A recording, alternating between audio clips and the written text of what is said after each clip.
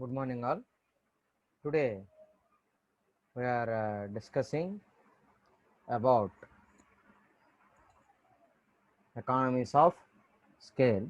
So, yesterday some part of the topic is completed.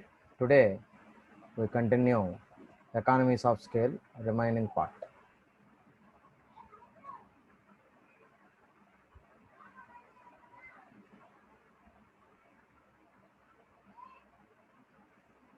Okay, so today we are going to start with previous topic, economies of scale. So, financial economies, next one is financial economies. So ఇంతకుముందు క్లాస్లో మనం already మిగతా వాటి గురించి మాట్లాడుకున్నాం. So now we are continue with financial economies. Okay, so అంటే ఆర్థిక పరంగా మనకు ఎటువంటి పొదుపు చర్యలు చేయొచ్చు అనేది మనం చూస్తే కనుక దాంట్లో many small businesses find it hard to obtain finance and when they do obtain it. ఓకేనా, సో మనం చిన్న చిన్న వ్యాపారాలను కనుక చూస్తే వాటిల్లో మనకు find it hard to obtain finance and when they to obtain it. అంటే చిన్న చిన్న వ్యాపారాలకి మెయిన్ ఉన్నటువంటి ప్రాబ్లం ఏంటంటే వాళ్ళకి ఫైనాన్స్ ప్రాబ్లం అనేది ఉంటుంది. ఎందుకంటే చిన్న వ్యాపారాలు అంటే అక్కడ మేజర్గా ఒకళ్ళు లేదా ఇద్దరు ఉంటారు, అంతకుమించి ఉండరు అక్కడ. అంటే ఇన్వెస్ట్ చేసేవాళ్ళు మనీ. సో కాబట్టి ఎంత తీసుకొచ్చినా కూడా వాళ్ళే ఇన్వెస్ట్ చేయాలి, కానీ వేరే వాళ్ళు ఎవరు కూడా అక్కడ ఇన్వెస్ట్ చేయడానికి ఛాన్సెస్ అనేవి ఉండవు. అంటే చేయొచ్చు చేయాలనుకుంటే, కానీ అది సోల్ ప్రొపరైటర్ కదా, ఓన్గా చేసుకునే వ్యాపారాలు కదా. సో ఓన్గా చేసుకునే వ్యాపారాలు మేజర్గా ఎక్కువగా బయట వాళ్ళని ఎక్కువగా ఇన్వాల్వ్ అనేది రారు, వచ్చినా కూడా అది పెద్దగా సక్సెస్ కాదు. ఎందుకంటే పార్ట్నర్షిప్స్లో చాలా ప్రాబ్లమ్స్ ఉంటాయి. ఓకేనా, సో అవి మనం నెక్స్ట్ మాట్లాడుకుంటాం అవి కూడా. సో ఈ పార్ట్నర్షిప్స్లో మనకి చాలా ప్రాబ్లమ్స్ ఉంటాయి. ఏంటంటే జనరల్గా ఈ ఎక్కువ మంది ఉండడం వల్ల, ముగ్గురు నలుగురు ఉండడం వల్ల ఏంటంటే వాళ్ళ మధ్య ఏదో ఒక మాట తేడాలు అనేవి వస్తూ ఉంటాయి. జనరల్గా ఏదో ఒకటి, అంటే నేను ఎక్కువ వర్క్ చేస్తాను, నువ్వు ఎక్కువ వర్క్ చేస్తాను అని పార్ట్నర్షిప్స్లో, అంతే కదా. సో ప్రతి ఒక్కడు ఏమనుకుంటాడంటే నేను బాగా పని చేసేస్తున్నాను, నిజంగా చేయొచ్చు చేయకపోతే అది పక్కన అది తర్వాత విషయం. కానీ ప్రతి ఒక్కడు ఏమనుకుంటారంటే నేను బాగా పని చేసేస్తున్నాను, సో నాకు తగిన ప్రతిఫలం రావట్లేదు, నాకు తగిన గుర్తింపు రావట్లేదు అని ప్రతి ఒక్కళ్ళు కూడా దీంట్లో ఎక్కువగా ఫీల్ అవుతూ ఉంటారు. ఏది ఈ పార్ట్నర్షిప్స్లో. కాబట్టి ఈ ఇండివిజువల్ బిజినెసెస్లో చిన్న చిన్న వ్యాపారాలు ఏంటంటే ఎక్కువ శాతం ఒకళ్ళు లేదా ఇద్దరు మ్యాక్సిమం, అంతే, ఎక్కువ మంది ఉండరు. సో వాళ్ళే రన్ చేసుకుంటూ ఉంటారు. కాబట్టి అక్కడ వాళ్ళకి ఏంటంటే క్యాపిటల్ని, అంటే వాళ్ళకి కావాల్సినటువంటి మనీ అరేంజ్ చేసుకోవడం అనేది కొంచెం వాళ్ళకి ఇబ్బందికరంగా ఉంటుంది. ఎందుకంటే వాళ్ళకి బయట నుంచి ఇన్వెస్ట్మెంట్ వచ్చేవాళ్ళు తక్కువగా ఉంటారు. అదేవిధంగా this is because small businesses are perceived as being riskier than larger businesses that have developed a good track record. అంటే పెద్ద వ్యాపారాలతో పోలిస్తే చిన్న వ్యాపారాలు ఏవైతే ఉన్నాయో ఈ చిన్న వ్యాపారాలన్నీ కూడా ఏంటంటే అక్కడ ఎక్కువ రిస్క్ అనేది ఉంటుంది. అంటే ఎందుకనంటే లార్జర్ బిజినెసెస్లో అంటే అక్కడ ఫండింగ్ బాగుంటుంది. ఓకేనా, వాటికి మంచి ట్రాక్ రికార్డ్ ఉంటుంది. సో కానీ చిన్న చిన్న వ్యాపారాలకి ఎప్పుడు రిస్క్ ఎక్కువ, అంటే అది ఎప్పుడు ప్రాబ్లం, దాంట్లో ఎప్పుడు ప్రాబ్లమ్స్ వస్తాయో, ఎప్పుడు వరకు అది రన్ అవుతుంది అనేది వీ కాంట్ ఎస్టిమేట్ దట్, అంతే కదా. ఎందుకంటే అక్కడ ఫండ్స్ అనేది లిమిటెడ్గా ఉంటాయి, అర్థమైందా. కానీ అలా మనం కంపారిటివ్గా చూస్తే పెద్ద ఆర్గనైజేషన్స్లో, లార్జర్ ఆర్గనైజేషన్స్లో ఏంటంటే ఫండింగ్ ప్రాబ్లం ఉండదు ఇక్కడ. ఓకేనా, మేజర్గా ఏంటంటే ఇక్కడ ఫండింగ్ ప్రాబ్లం అనేది ఉండదు. సో కాబట్టి మంచి ట్రాక్ రికార్డ్ ఉంటుంది వాటికి, అంటే స్మూత్గా రన్ అవుతూ ఉంటాయి బిజినెసెస్ అనేవి. తర్వాత larger firms therefore find it easier to find potential leaders, lenders and to raise money at lower interest rates. ఓకేనా, సో ఈ పెద్ద పెద్ద కంపెనీలకి ఏంటంటే లెండర్స్ అంటే అప్పులు ఇచ్చేవాళ్ళు. ఓకేనా, సో లెండర్స్ అంటారు వాళ్ళని. సో వాళ్ళకి పొటెన్షియల్ లెండర్స్ ఉంటారంటే, ఇప్పుడు సపోజ్ మీరు జాగ్రత్తగా గమనించండి, మనం రీసెంట్ ట్రెండ్ చూస్తే ఈ జియోలో మనకి పెట్టుబడులు పెట్టడానికి ముందుకు వస్తున్నారు చాలా కంపెనీలు. నాకు తెలిసి లాస్ట్ 2 monthsలోనే జియో బయట వాళ్ళ దగ్గర నుంచి దగ్గరగా 1 lakh crores వాళ్ళు ఫండింగ్ అనేది తెచ్చుకోగలిగాడు. అర్థమైందా, అంటే అదంతా కూడా కంపెనీకి షేర్స్ అనమాట. అంటే షేర్స్ రూపంలో సరే, అది ఒక విధంగా కంపెనీకి అప్పు లాంటిది. అర్థమైందా. ప్రమోటర్ ఎవరు ఇక్కడ, ముఖేష్ అంబానీ అయినప్పటికీ కూడా దానిలో వాటాలు అనేది బయట వాళ్ళకి ఇచ్చుకుంటూ వెళ్ళడం లేదు, వాళ్ళు కూడా దీంట్లో వాటాదారులు అయిపోతారు అనమాట. అంటే అది ఇతని కంపెనీకి అప్పు కింద లెక్కే కదా, వాళ్ళకి షేర్లు ఇచ్చేసి డబ్బులు తీసుకున్నారంటే. కాబట్టి ఇప్పుడు మీరు ఫేస్బుక్ తర్వాత గూగుల్ ఈ రెండు కూడా జియోలో ఇన్వెస్ట్మెంట్ పెట్టినాయి. ఇదే కాకుండా వేరే అమెరికన్ కంపెనీ కూడా ఒకటి ఇంకోటి ఇన్వెస్ట్ చేసింది దీంట్లో. ఇట్లా వాళ్ళు ఏం చేస్తున్నారు, ఫండింగ్ కోసం, అంటే ఇతని సొంత డబ్బులే పెట్టి చేయాలంటే కష్టం అయిపోతుంది. అంటే ఇతని మనీ అనేది రకరకాల చోట్ల ఇన్వెస్ట్ చేసి ఉంటాడు. కాబట్టి అతనికి ఫండింగ్ అనేది ప్రాబ్లమ్ అవుతుంది. ఎందుకంటే ఎక్స్పాన్షన్కి వెళ్ళాలి అంటే, ఇంకా మనం ఫర్దర్గా ముందుకు వెళ్ళాలి, కొత్త కొత్త వాటిని ఇంట్రడ్యూస్ చేయాలి అని అంటే ఇతనికి కూడా మనీ కావాలి కదా. సో ఆ మనీ కావాలి అని అంటే ఇతని దగ్గర ఉన్నటువంటి మనీ అనేది ఆల్రెడీ ఇన్వెస్ట్మెంట్ చేసేసి ఉన్నాడు. ఇంకా డెవలప్మెంట్ కావాలి అంటే ఏం చేయాలి, అతని డబ్బులు అతని దగ్గరే పెట్టుకున్నా కన్నా కూడా తనకు ఉన్నటువంటి షేర్స్ అంటే ఆల్రెడీ ఇప్పుడు ప్రాఫిట్లో ఉన్నాయి కాబట్టి ఆ షేర్స్ని బయట వాళ్ళకి ఇస్తే ఏంటంటే వాళ్ళ దగ్గర నుంచి అమౌంట్ అనేది ఇతను గెయిన్ చేసుకోగలుగుతాడు. అర్థమైందా? దానివల్ల ఏమవుతుంది, ఇతనికి కొంచెం ఫైనాన్షియల్గా బెనిఫిట్ అవుతుంది అనమాట. అర్థమైందా? సో అది అడ్వాంటేజ్ అనమాట ఇక్కడ. సో కాబట్టి చిన్న చిన్న కంపెనీలతో పోలిస్తే పెద్ద పెద్ద సంస్థలకి ఏంటంటే అప్పులు త్వరగా పుడతాయి. ఎందుకంటే వాళ్ళకి త్వరగా అప్పులు ఇవ్వడానికి ముందుకు వస్తారు ఎవరైనా కూడా. అర్థమైంది? ఎందుకంటే వాళ్ళ మీద ఒక నమ్మకం, అంటే ఇది మంచి ఫరం, దీని ట్రాక్ రికార్డ్ బాగుంది, అంటే ఎక్కడ కూడా నష్టాలు అనేవి లేవు, చక్కగా స్మూత్గా రన్ అవుతా ఉంది, కాబట్టి ఈ కంపెనీకి మనం అప్పులు ఇవ్వచ్చు. ఇప్పుడు మనలైనా అంతే కదండి. మన ఎవరినైనా వెళ్ళి డబ్బులు ఇవ్వండి, నాకు అప్పు ఇవ్వండి అని అడిగితే డైరెక్ట్గా ఇచ్చేస్తారా? ఫస్టే ఇవ్వరు కదా. సో మన గురించి అన్ని ఆలోచిస్తారు, ఇతను ఇవ్వగలడా ఇవ్వలేడా, తిరిగి ఆ క్యాపబిలిటీ ఇతనికి ఉందా లేదా. సో వీటన్నిటిని 1-2 సార్లు చెక్ చేసుకుని కానీ మనకు అప్పు ఇవ్వరు, అంతే కదా. సో అంటే ఏంటి, మనకు ఆల్రెడీ అంతకుముందు మన మీద ఎటువంటి రిమార్కు లేకుండా మన మంచి పేరు ఉండి మంచి రెప్యుటేషన్ ఉంటే సొసైటీలో మనం అడగంగానే ఎవరైనా కూడా అప్పిస్తారు. ఎందుకంటే మనం తిరిగిస్తామన్న నమ్మకం వాళ్ళకి ఉంటుంది కాబట్టి. అలాంటి నమ్మకం లేదనుకోండి ఏమవుతుంది, మనకు అప్పులు ఇచ్చేవాళ్ళు ఎవరు కూడా ఉండరు, ముందుకు రారు. అంటే మనం సపోజ్ ఒకసారి తీసుకుని ఎగ్గొట్టేసాం అనుకోండి, కట్టలేదనుకోండి, అప్పుడు ఇంకోసారి ఎవరైనా మనకు అప్పిస్తారా? ఎవరు. ఎందుకని? సో ఇతనికి డబ్బులు ఇస్తే తిరిగి రావరా బాబు అని చెప్పి అందరికి పబ్లిసిటీ అయిపోతుంది. ఎవరికైనా ఒకళ్ళకి ఎగ్గొట్టామంటే వాళ్ళు అందరికీ చెప్పేస్తారు కదా. సో ఆ విధంగా ఏమవుతుంది, మనకి వేరే వాళ్ళు ఎవరు కూడా పోవడానికి ముందుకు రారనమాట. బ్యాంక్ అయినా అంతే, పర్సన్స్ అయినా అంతే, ఇంకోళ్ళైనా అంతే, ఇంకొకళ్ళైనా అంతే. కాబట్టి వీటికి మంచి లార్జ్ ఆర్గనైజేషన్స్కి ఏంటంటే ట్రాక్ రికార్డ్ అనేది బాగుంటుంది కాబట్టి ఆ ట్రాక్ రికార్డ్ని బేస్ చేసుకుని వాళ్ళకి మార్కెట్లో అప్పు కావాలంటే త్వరగా దొరుకుతుంది, వాళ్ళకి ఇవ్వడానికి కూడా సిద్ధంగా ఉంటారు. అదేవిధంగా వాళ్ళకి ఇంకా బయట మార్కెట్ రేట్ కన్నా కూడా తక్కువ ఇంట్రెస్ట్ రేట్కే వాళ్ళకి లోన్స్ కూడా ఇవ్వడానికి ముందుకు వస్తారనమాట. అర్థమైందా? అంటే బయట మేము ఇంతకు ఇస్తామండి యాక్చువల్గా, కానీ మీరు నమ్మకమైన వ్యక్తులు కాబట్టి మీకు మేము తక్కువకి ఇవ్వగలుగుతామని చెప్పి చెప్తారనమాట. So big firms has good advantage in financial matters like money borrowing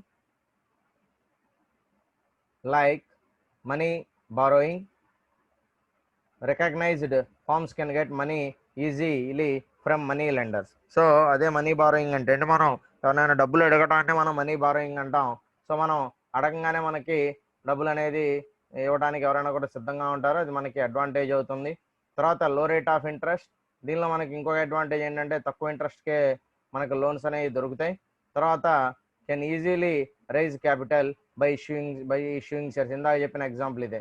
తర్వాత మనకు క్యాపిటల్ అవసరమైంది, అప్పుడు మనం ఏం చేయొచ్చు, మన కంపెనీలో ఉన్నటువంటి వాటాలని బయట వాళ్ళకి ఇచ్చేయడం ద్వారా వాళ్ళ దగ్గర నుంచి మనం మనీని తెచ్చుకోవచ్చు. బయట నుంచి వాళ్ళు మనకి డబ్బుల రూపంలో ఇస్తారు కాబట్టి ఆ మనీని మనం ఇన్వెస్ట్ చేసి మన బిజినెస్ని ఇంకా ముందుకు తీసుకెళ్ళడానికి అవకాశం ఉంది. ఇప్పుడు ఈ థర్డ్ ఆప్షన్ని జియో కంపెనీ ఎంచుకుందనమాట. ఓకేనా?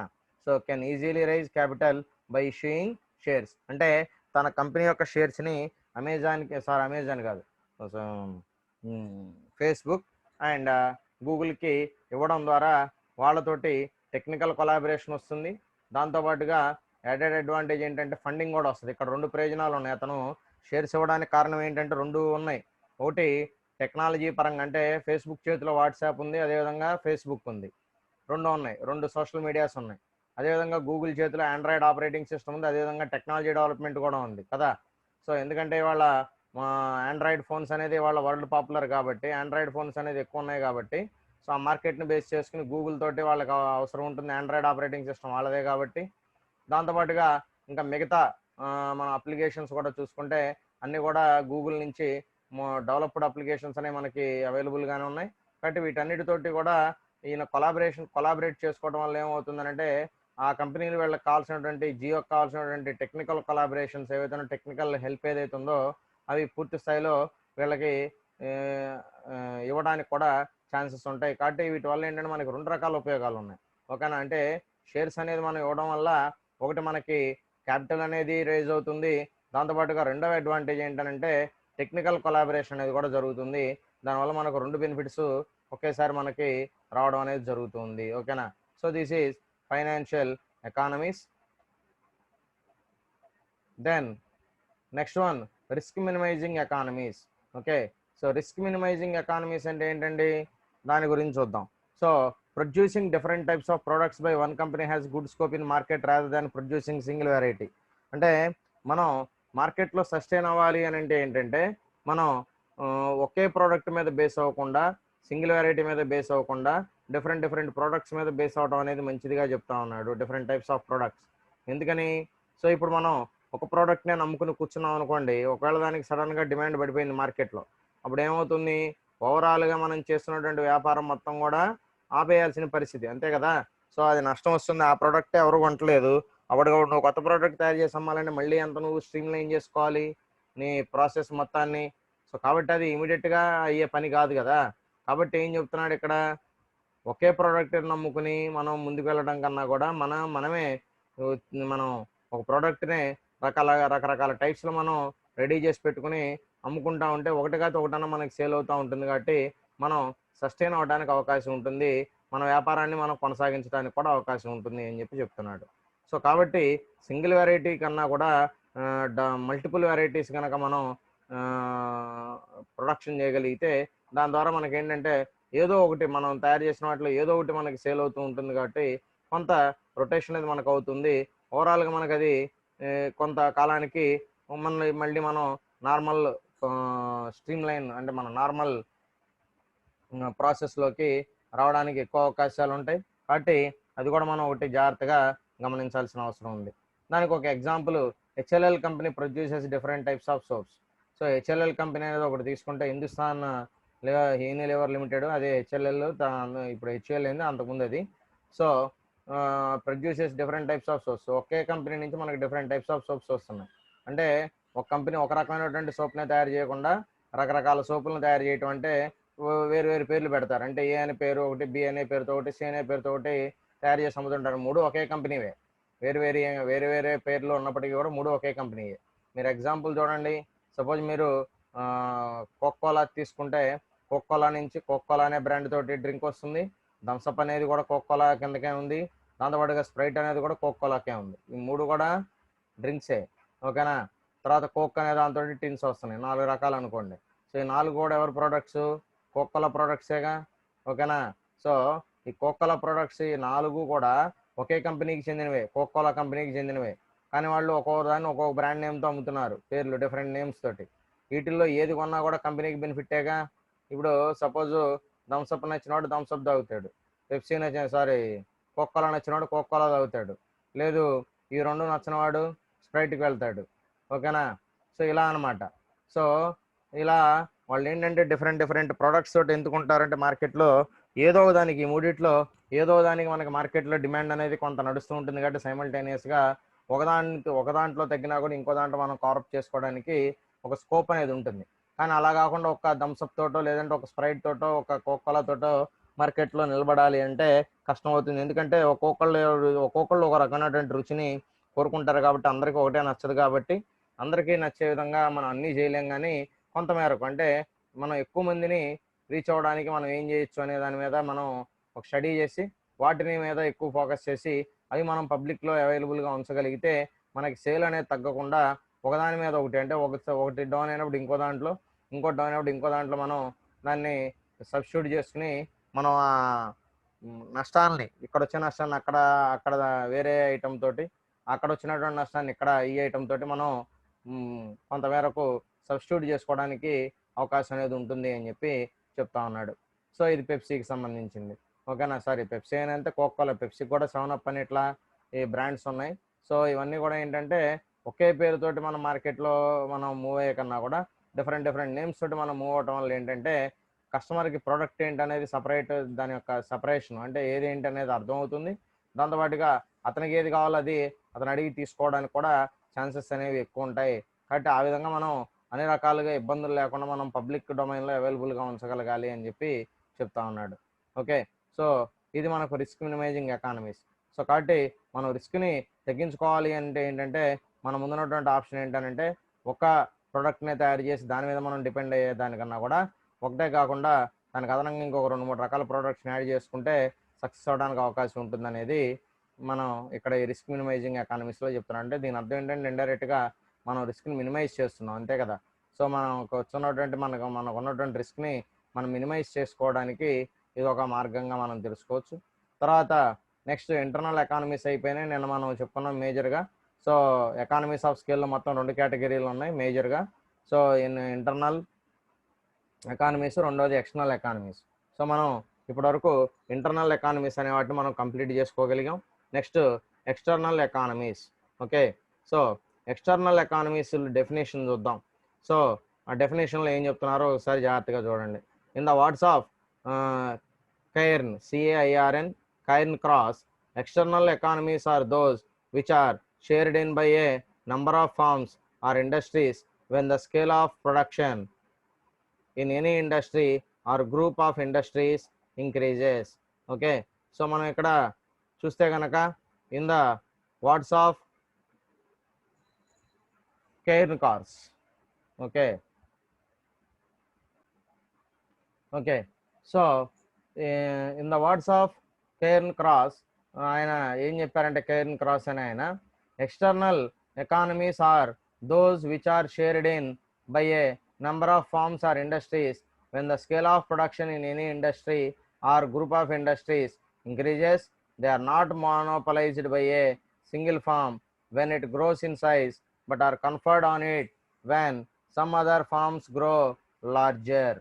ఓకే, సో ఏం చెప్తున్నారండి ఇక్కడ ఎక్స్టర్నల్ ఎకానమీ అంటే according to the Cairn Cross, it is those which are shared in by a number of firms or industries when the scale of production in any industry or group of industries increases. జాగ్రత్తగా చూడండి, ఇక్కడ ఏం చెప్తున్నాడు, which are shared by a number of firms or industries when the scale of production in any industry or group of industries increases. So మనం ఇక్కడ ఈ external economies అనేవి ఏంటంటే జనరల్గా మనకు those which are shared in by a number of firms, ఇవి ఎక్కువ number of forms అనేవి వీటిని షేర్ చేసుకోవడం అనేది జరుగుతుంది. లేదంటే number of firms is nothing but industry, అంతే కదా. ఒకే రకమైనటువంటి కంపెనీస్ అన్నింటినీ కలిపి మనం ఏమైనా పిలుస్తున్నాం, ఇండస్ట్రీస్ అని. సిమెంట్ కంపెనీస్ అంటే ఇప్పుడు సపోజ్ మీరు కేసీపీ, నాగార్జున, ఇట్లా రకరకాల పేర్లతో సిమెంట్లు ఉన్నాయి, వీటన్నిటిని కలిపి మనం ఏమంటాం, సిమెంట్ ఇండస్ట్రీ అంటాం. ఓకేనా. So or industries when the scale of production in any industry or group of industries increases. So దాంతో ఎప్పుడైతే అది జరుగుతుందో దానివల్ల scale of production and in any industry or group of industries increases. So దానివల్ల మనకి ఏంటంటే ఇండస్ట్రీ అనే దానికి సంబంధించినటువంటి స్కేల్ ఆఫ్ ప్రొడక్షన్ అనేది మనకి పెరగడానికి అవకాశం ఉంది, or group of industries increases. దాంతోపాటుగా మన గ్రూప్ ఆఫ్ ఇండస్ట్రీస్ ఏవైతే ఉన్నాయో అవి కూడా మనకు ఇంక్రీజ్ అనేది అవ్వడానికి జరుగుతూ ఉంది, అవకాశం ఉంది. So they are not monopolised by a single firm. అలాగని ఇక్కడ మనకి మోనోపల్ అనేది కుదరదు. మోనోపల్ ఏంటి, ఒక్కడే ఉంటాడు మార్కెట్లో, ఆ ప్రోడక్ట్ అమ్మేవాళ్ళు ఒక్కడే ఉంటాడు. అంటే ఇప్పుడు సపోజ్ చిన్న ఎగ్జాంపుల్ తీసుకోండి. సో ఇప్పుడు మనకి ఏదో ఒక మెడిసిన్ ఉన్నాయి, ఇప్పుడు కరోనాకి సంబంధించిన మార్కెట్లో ఒకటే అమ్ముతున్నాడు అనుకోండి, వేరే వాడి దగ్గర లేవు, ఎందుకంటే ఒక కంపెనీ ఒకటికే ఇస్తారు కాబట్టి వేరే వాడి దగ్గర లేవు అని అనుకోండి, సపోజ్ ఎగ్జాంపుల్. దానివల్ల ఏమవుతుంది, మోనోపలి అయిపోతుంది. వాడు చెప్పిందే రేటు కదా. ఇప్పుడు మార్కెట్లో ఎవరు లేకుండా వాడు ముందుకు వచ్చినప్పుడు వాడు ఏం చెప్తాడు, సో వాడు హై కాస్ట్ దానికి డిసైడ్ చేయడం, వాడు హై ప్రైస్ అనేది డిసైడ్ చేస్తాడు. సో దానివల్ల ఏమవుతుందంటే మోనోపలి అనేది క్రియేట్ అవుతుంది. సో ఆ మోనోపలి అనేది ఇక్కడ మనకు క్రియేట్ కాకుండా మనం చూడాలి. So they are not monopolised by a single firm when it grows in size. So అవి మోనోపలి అనేది క్రియేట్ చేయవు. చిన్న సంస్థలు చిన్నమైనప్పటికీ కూడా వాళ్ళు మనకు ఈ సైజ్ అనే దాని విషయంలో ఎక్కడా కూడా మనకు లోపం అనేది రాదు, గ్రోస్ ఇన్ సైజ్ అని చెప్తా ఉన్నాడు.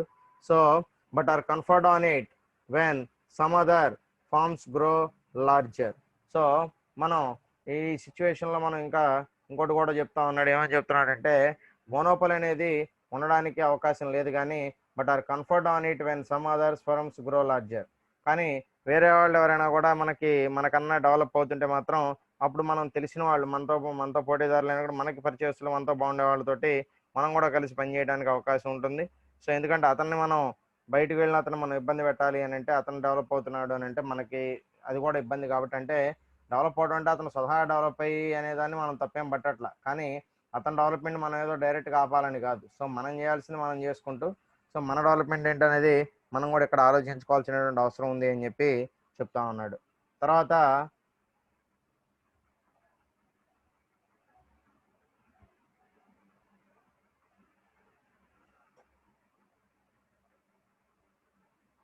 తర్వాత external economies of scale occur when a firm benefits from lower unit cost as a result of the whole industry growing in size. The main types are, so external economies అనేవాటి మనం కనుక చూస్తే external economies of scale occur. So scale occur అనే దానికి సంబంధించి మనం ఇక్కడ చూస్తే, సో దాంట్లో when a firm benefits from lower unit cost as a result of the whole industry growing in size. Okay, so తర్వాత ఏం చెప్తున్నాడు దాంట్లో, when a firm benefits from lower unit cost as a result of the whole industry growing in size. Okay, so ఇక్కడ మనం ఏం చెప్తున్నాడు, ఎప్పుడైతే మనం ఎక్స్టర్నల్ ఎకానమీస్ ఆఫ్ స్కేల్ అనే దాన్ని మనం ఎప్పుడైతే ఇంప్లిమెంట్ చేస్తున్నామో, when a firm benefits from lower units cost, దానివల్ల ఆర్గనైజేషన్కి వచ్చేటటువంటి ఉపయోగం ఏంటంటే తక్కువ ఖర్చులో తక్కువ యూనిట్ కాస్ట్లో మనకు అవి అందుబాటులో, యూనిట్ కాస్ట్ అనేది తగ్గిపోతుంది. సో అంటే యూనిట్ కాస్ట్ అనేది తగ్గిపోతుందంటే దానివల్ల ఏమవుతుంది, ప్రాఫిట్ అనేది ఇంప్రూవ్ అవుతుంది. దాంతోపాటుగా as a result of the whole industry growing in size, so దాంతోపాటుగా ఓవరాల్గా సో హోల్ ఇండస్ట్రీ అనేది కూడా మనకి ఇక్కడ డెవలప్ అవడానికి అవకాశం ఉంది అని చెప్పి చెప్తా ఉన్నాడు.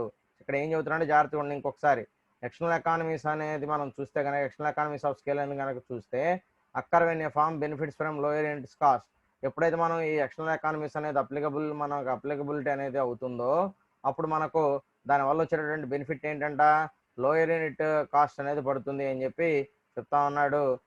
As a result of the whole industry growing in size, దానివల్ల హోల్ ఇండస్ట్రీ అనేది కూడా మొత్తం టోటల్ ఇండస్ట్రీ కూడా డెవలప్ అవడానికి ఎక్కువ అవకాశాలు ఉన్నాయని చెప్తున్నాడు. ద మెయిన్ టైప్స్ ఆర్, దానిలో కొన్ని మెయిన్ టైప్స్ మనం ఇప్పుడు చూస్తూ ఉన్నాం. దానిలో మొట్టమొదటి వచ్చేటప్పటికి these economies related to external factors. So వీటిని మనం ఏవైతే మనం రిలేటెడ్ ఉన్నాయో వాటిని మనం ఎకనామిక్స్ ఆఫ్ మనం చూస్తే కనుక ఇవి మనకు ఎక్స్టర్నల్ ఫ్యాక్టర్స్, ఇవన్నీ కూడా ఎక్స్టర్నల్ ఫ్యాక్టర్స్లో మొట్టమొదటిది ఏంటంటే economies of localization. Okay, so economies of లోకలైజేషన్లో ఏం చెప్తా ఉన్నాడంటే, all firms should be localized to have economies.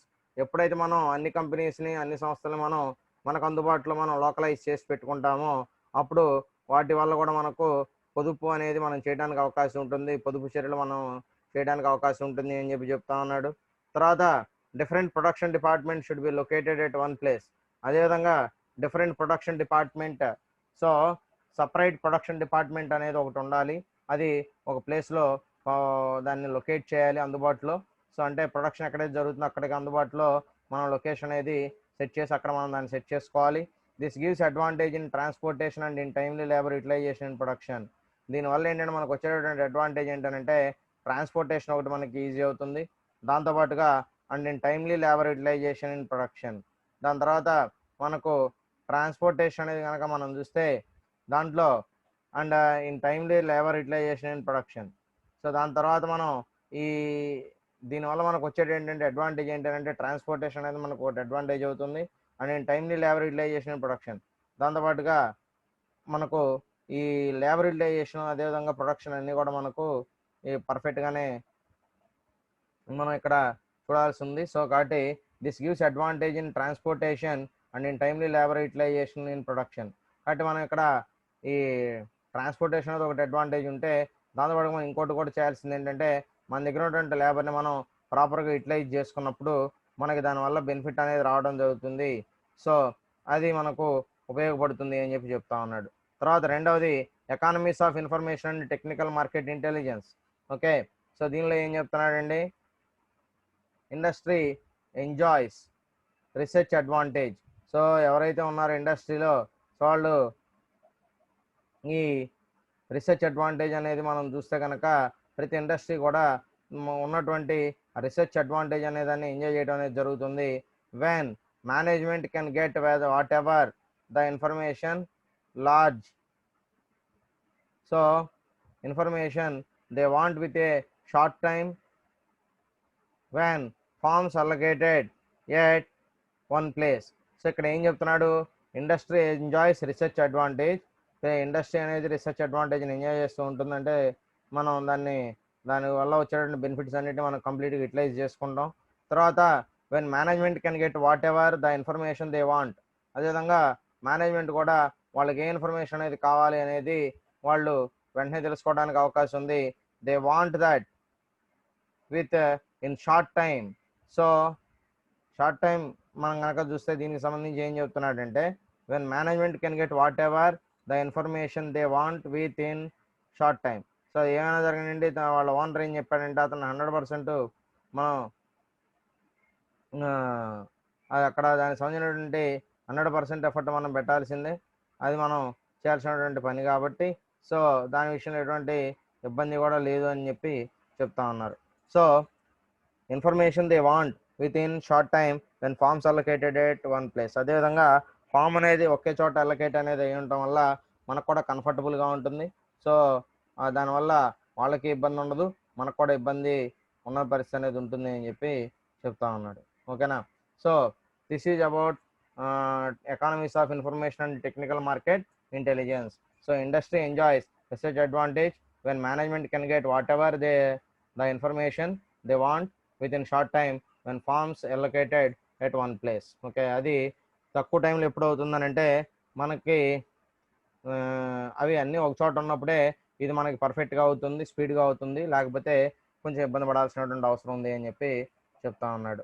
తర్వాత next one economies of vertical integration. ఓకేనా. సో ఈ ఎక్స్టర్నల్ ఎకానమీస్లో third category economies of vertical integration.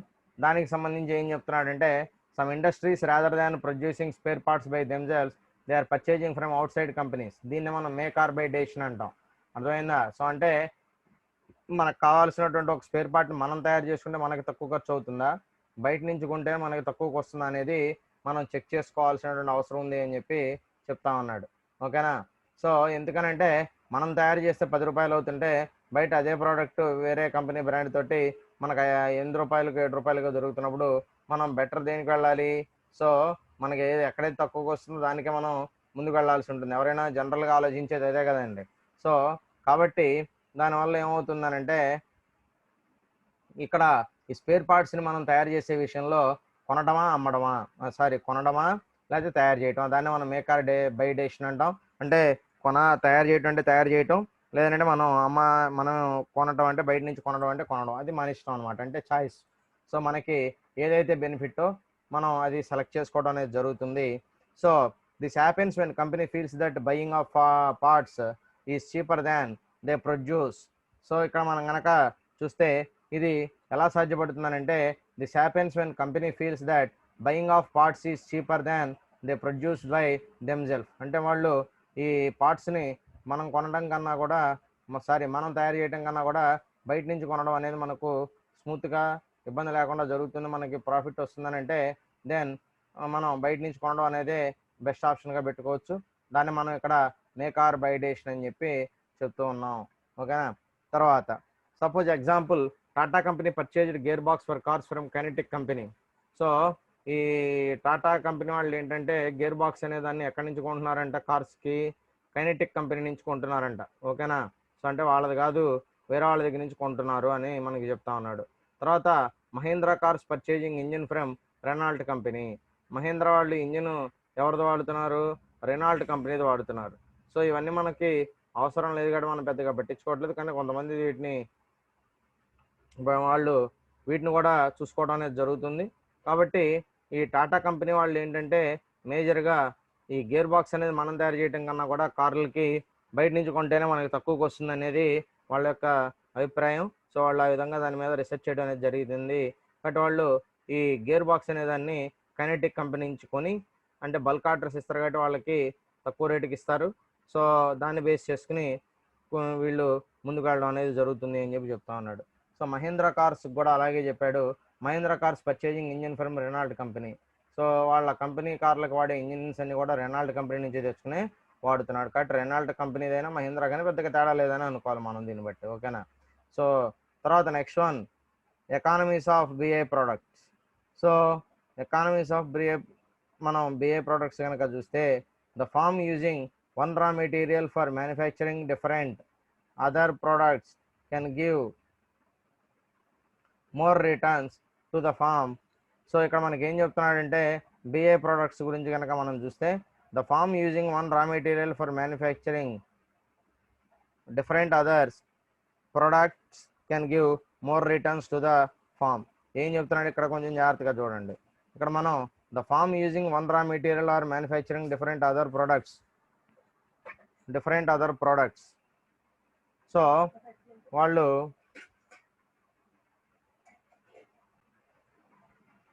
ఈ బిఏ ప్రొడక్ట్స్ కనుక మనం చూస్తే బిజినెస్ ఇంటెలిజెన్స్ ప్రొడక్ట్స్ అంటారు వీటిని, బిజినెస్ ఇంటెలిజెన్స్ అంటారు వీటిని. So the firm using one raw material for manufacturing different others products can give more returns to the firm. అంటే ఒక మెటీరియల్ని మనం ఒక ప్రోడక్ట్ని తయారు చేస్తే మనకి దానివల్ల ప్రాఫిట్స్ తక్కువగా వచ్చి ఇంకో ప్రోడక్ట్ని తయారు చేయడం మనకి ప్రాఫిట్స్ అనేది ఎక్కువ వస్తే కనుక మనం బెటర్ ఏదైతే మనకి ఎక్కువ ప్రాఫిట్ వస్తుందో దాన్ని సెలెక్ట్ చేసుకోవడం అనేది మంచి పద్ధతిగా చెప్తా ఉన్నాడు. Example Amul India company producing different food products from milk. So Amul వాళ్ళు కానీ తర్వాత మనం సంఘం కానివ్వండి లేదంటే ఇట్లా డైరీస్ వాళ్ళని తీసుకుంటే కనుక వాళ్ళు రకరకాల ప్రోడక్ట్స్ని వాళ్ళు మిల్క్ తోటే రకరకాల ప్రోడక్ట్స్ని తయారు చేసి అమ్మడం అనేది జరుగుతూ ఉంది. ఓకేనా. అంటే ఎందుకని, సో డిఫరెంట్ ప్రోడక్ట్స్ని అమ్మడం వల్ల ఏంటంటే, తయారు చేసి అమ్మడం వల్ల ఏంటంటే ఏది నచ్చిన వాళ్ళు అది కొనుక్కుంటారు, వాళ్ళు సాటిస్ఫై అవుతారు. ఎందుకంటే మనం ఒక ప్రోడక్ట్ ఇచ్చి ఇదే కొనండి అని అంటే కొనరు ఎవరు కూడా కదా. కాబట్టి కస్టమర్ యొక్క అభిరుచులకు అనుగుణంగా మనం ప్రోడక్ట్ని తయారు చేసి ఇవ్వాలి. సో వాళ్ళు కూడా అప్పుడు హ్యాపీగా ఫీల్ అవుతారు, వాళ్ళకి కావాల్సిన వాళ్ళు కొనుక్కొని తినడం అనేది జరుగుతుంది. సో ఇది కూడా మనకి యాడెడ్ అడ్వాంటేజ్ కింద మనం చెప్పుకోవచ్చు అని చెప్పి చెప్తా ఉన్నాడు. సో ఇవి మనం దీని తర్వాత చూస్తే కనుక ఈ డిసెకానమీస్ అంటారు, ఇది different concept. Okay, next concept ఇది. సో ఇప్పుడు మనం ఇంకా దీంట్లో కనుక చూస్తే మీరు జాగ్రత్తగా చూడండి, మనం కొన్ని ఎగ్జాంపుల్స్ చూద్దాం. These are directly taken from different authors according to Tejvan Pettinger. Okay, so ఈ కాన్సెప్ట్ ఎవరు చెప్పారండి? తెజ్వాన్ పెట్టింగర్ చెప్పారు. So economies of scale occur when increased output leads to lower unit cost. Okay, so మనకి ఏమవుతుందంటే ఇక్కడ economies of scale అనేది మనకి when increased output leads to lower unit cost. So మనకి ఎప్పుడైతే ఇంక్రీజ్డ్ అవుట్పుట్ అనేది మనకి ఎప్పుడు అవుతుంది అని అంటున్నాడంటే లోయర్ యూనిట్ కాస్ట్, అంటే తక్కువ మనం ఎకానమీస్ ఆఫ్ స్కేల్ అనేది ఎప్పుడు మనకి రైజ్ అవుతుంది అని అంటే లోయర్ యూనిట్ కాస్ట్, అవుట్పుట్ అనేది ఇంక్రీజ్ అవటం, ఈ రెండు కండిషన్స్ అనమాట. ఓకేనా. సో ఇప్పుడు ఇక్కడ మీరు డయాగ్రామ్ చూడండి. ఈ డయాగ్రామ్లో ఏం చెప్తున్నాడు? Q1 Q2 అంటే క్వాంటిటీ, P1 P2 అంటే ప్రైస్ అనమాట. ఓకేనా. సో ఇప్పుడు P1 దగ్గర క్వాంటిటీ 1 ఎలా ఉందంటే P1 ఎక్కువ ఉంది, అంటే ప్రైస్ అనేది ఎక్కువ ఉంది, క్వాంటిటీ అనేది ఎలా ఉంది? తగ్గిపోయింది. అదే P2 చూడండి, ప్రైస్ అనేది తక్కువగా ఉంది P2 అనేది, అదేవిధంగా క్వాంటిటీ Q2 అనేది ఎలా ఉంది? ఎక్కువగా ఉంది. సో మనం ఈ రెండింటికి ఒక కర్వ్ని మనం గనక డిజైన్ చేస్తే small firm has higher average cost, అంటే చిన్న సంస్థలకి దగ్గర మనకేమైంది? హయ్యర్ యావరేజ్ కాస్ట్ వచ్చింది. ఇక్కడ మనకు increasing output leads to lower average cost. So మనకి ఇక్కడ చిన్న సంస్థలకేమో యావరేజ్ కాస్ట్ ఎలా ఉంది? ఎక్కువగా ఉంది. అదే పెద్ద సంస్థలకి యావరేజ్ కాస్ట్ అనేది తగ్గిపోయింది. చూడండి ఇక్కడ మీరు యారో చూస్తే ఇక్కడ ఫస్ట్ యారో దగ్గర ఎలా ఉంది? పైకి ఉంది యారో అనేది, అంటే ఎక్కువ అని అర్థం అనమాట. అదే మీరు ఇక్కడ చూస్తే Q2 దగ్గర యావరేజ్ కాస్ట్ అనేది తగ్గిపోయింది. సో ఇది మనం కరువు గీసుకున్నాం అనమాట. ఓకే, సో ఇప్పుడు చూడండి, this diagram shows that as firms increase output from Q1 to Q2 average cost fall from P1 to P2. అంటే మనం ఇంక్రీజ్ చేయటం వల్ల, అంటే మనం అవుట్పుట్ని ఇంక్రీజ్ చేయటం వల్ల, అంటే Q1 నుంచి Q2కి ఇంక్రీజ్ చేయటం వల్ల మనకి యావరేజ్ కాస్ట్ అనేది ఏమైపోయింది? P1 నుంచి P2కి పడిపోయింది. There are many different types and examples of how firms can benefit from economies of scale including specialisation, bulk buying and the use of assembly lines. So మనకి ఇక్కడ ఎకానమీస్ ఆఫ్ స్కేల్లో రకరకాలుగా చెప్తా ఉన్నాడు. అవేంటో చూడండి. టెక్నికల్ ఏం చెప్తున్నాడు? Large capital equipment with high fixed cost. ఓకేనా. అంటే మనం టెక్నాలజీని మనం ఎప్పుడు కూడా లార్జ్ స్కేల్లో తీసుకోవాలి అని చెప్పి చెప్తా ఉన్నాడు. దానివల్ల మనకి ఏమవుతుందంటే ఫిక్స్డ్ కాస్ట్ అనేది కాన్స్టాంట్గా ఉండిపోతుంది. తర్వాత స్పెషలైజేషన్ కనుక చూస్తే division of labour and specialisation with in production more efficient with high output. ఓకేనా. సో ఆల్రెడీ చెప్పుకున్నాం డివిజన్ ఆఫ్ లేబర్ చేయడానికి అవకాశం ఉంటుంది. ఎప్పుడైతే మనం లార్జ్ స్కేల్లో ప్రొడక్షన్ చేయడం జరుగుతుందో అప్పుడు మనకి స్పెషలైజేషన్ అనేది రావడం జరుగుతుంది. బల్క్ బయింగ్, ఎక్కువ మొత్తంలో కొనడం వల్ల కూడా మనకు బెనిఫిటే. తర్వాత marketing, national and campaign more efficient for high sales. తర్వాత risk bearing, bigger firms more able to survive downturns. అదేవిధంగా container principle, increase in surface area leads to double the increase in volume. తర్వాత financial వచ్చేటప్పటికి large firms get better rate of interest from bank. ఇందాక చెప్పాను కదంటే తక్కువ రేటుకే వాళ్ళకి loans అనేది ప్రొవైడ్ చేయడం జరుగుతుంది. External, when a firm benefits from the whole industry increasing in size. Okay, so this is one example. తర్వాత మనం కింద చూడండి, మనకి ఈ కొన్ని ఎగ్జాంపుల్స్ చెప్తున్నాడు. ఏంటవి? Tap water, high fixed cost of A national network. To produce tap water, water companies had to invest in a huge network of water pipes stretching throughout the country. ఓకేనా. సో అంటే ఏంటి, అందరికీ త్రాగునీరు అందించడం కోసం country వైడ్గా, national వైడ్గా మొత్తం కూడా మనకేంటి వాటర్ లైన్స్ అనేది వేయటం జరిగింది. The fixed cost of this investment is very high. దీనికి ఫిక్స్డ్ కాస్ట్ అనేది ఎక్కువ. However since they distribute water to over 25 million house holds, అంటే ఎక్కువ కాస్ట్ పెట్టినప్పటికీ కూడా దానివల్ల ఏమవుతుంది, 25 million హౌజెస్కి, హౌస్ హోల్డ్స్కి అవి వాటర్ని డిస్ట్రిబ్యూట్ చేయగలుగుతున్నాయి. It brings the average cost down. అంటే మనం టోటల్గా ఫిక్స్డ్ కాస్ట్ మనం సపోజు ఎన్ని కోట్లు పెట్టుంటారు కదా, డివైడెడ్ బై 25 million వేస్తే యావరేజ్ కాస్ట్ అనేది చాలా తగ్గింది. అంటే పర్ హౌస్ హోల్డ్కి పడే కాస్ట్ చాలా తగ్గిపోయింది. ఎందుకని, మనం ఒకేసారి హ్యూజ్ అమౌంట్లో పెట్టేసినా కూడా దానివల్ల ఏమైంది, అది ఎక్కువ మందికి ఉపయోగపడింది కాబట్టి దానివల్ల ఏమవుతుందంటే కాస్ట్ అనేది మినిమైజ్ అయిపోయింది. దానివల్ల ఏమైంది, యావరేజ్ కాస్ట్ అనేది తగ్గిపోయింది అని చెబుతున్నాడు. Okay, so however would it be worth another water company building another network of water pipes to compete with the existing company? No, because if they only got a small share of the market. ఎందుకంటే already వాళ్ళు ఇంతకు ముందున్న కంపెనీతో, ఇప్పుడు ఏమంటున్నాడు, question అడుగుతున్నాడు, ఇప్పుడు already ఒక కంపెనీ ఉంది కదా, ఇంకొక కంపెనీ కొత్తగా వచ్చి వీళ్ళతోటి పోటీ పడగలదా వాటర్ పైప్ కంపెనీ అంటున్నాడు. ఎందుకంటే ఆల్రెడీ వాటర్ పైప్స్ వేసేసి ఉన్నాయి, కొత్తగా వేయాల్సింది ఏమీ లేదు. ఓకేనా. సో ఆల్రెడీ 25 million పీపుల్స్కి మనం అందిస్తున్నాం అంటే already there is a huge network. Already pipes అనేవి ఇంతకు ముందున్న కంపెనీల నుంచి కొనేసి ఉన్నారు, గవర్నమెంట్ కానివ్వండి, ప్రైవేట్ వాళ్ళు కానివ్వండి, వాట్ ఎవర్. సో ఇప్పుడు కొత్తగా మనం పెడితే కొత్తగా కొనేవాళ్ళు ఉన్నారా? పైప్స్ కొనేవాళ్ళు లేరు, ఉన్న వాటిని రిపేర్ చేసుకునే వాళ్ళే, కానీ కొత్తగా వేయించుకోవడం అనేది చాలా తగ్గిపోతుంది, అంతే కదా, ఆల్రెడీ ఉన్నాయి కాబట్టి. కాబట్టి మార్కెట్లోకి కొత్తగా వచ్చేసి డెవలప్ అవ్వడం అనేది కష్టమే.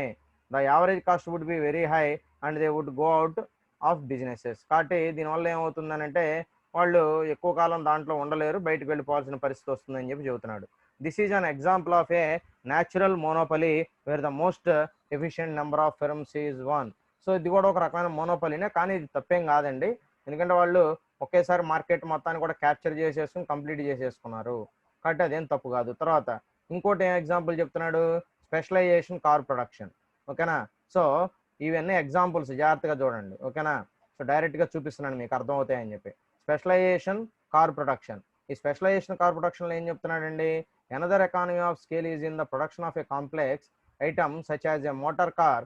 The production process involves many different complex stages. Motor car తయారు చేయాలంటే మనకు దాంట్లో డిఫరెంట్ స్టేజెస్ ఉంటాయి, అవన్నీ కూడా చాలా కాంప్లెక్స్గా ఉంటాయి. Therefore, to produce a car, you should split up the process and have workers specialize in producing a certain part.